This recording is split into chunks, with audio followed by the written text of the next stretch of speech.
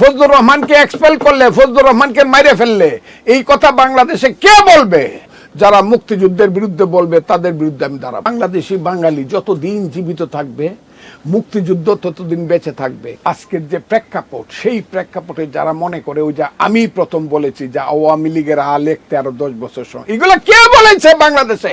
ফজলুর রহমানকে এক্সপেল করলে, ফজলুর রহমানকে মাইরে ফেললে এই কথা বাংলাদেশে কে বলবে? এবং এটা যারা করেছেন তাদেরকে ধন্যবাদ দিয়ে বলতে চাই, না আমি এসব চিনি, কিন্তু আমি আমার সঠিক কথাগুলো বলে যাব এবং মানুষ মুক্তভাবে যে কথাগুলো শুনতে চায় বাংলাদেশের স্বাধীনতা সংগ্রামের ব্যাপারে, সেই কথা বলি আমি একদম নিষ্কণ্টকভাবে, নির্জলা সত্য কথাগুলো আমি বলে যাব আমার মতো করে। একজন পছন্দ করতে পারে, নাও করতে পারে।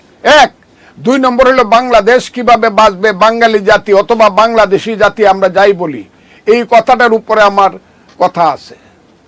বিএনপি বিশ্বাস করে বাংলাদেশি জাতীয়তাবাদে, এটা সত্য।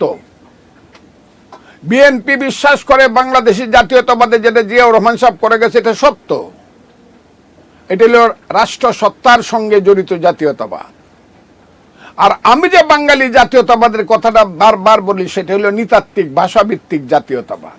কাজে দুইটার মধ্যে কোনো কন্ট্রাডিকশন নাই, এখানে বাঙালিও আছে, বাংলাদেশিও আছে। আমি সেই কারণে বলতেছি, এই বাংলাদেশি বাঙালি যতদিন জীবিত থাকবে, মুক্তিযুদ্ধ ততদিন বেঁচে থাকবে।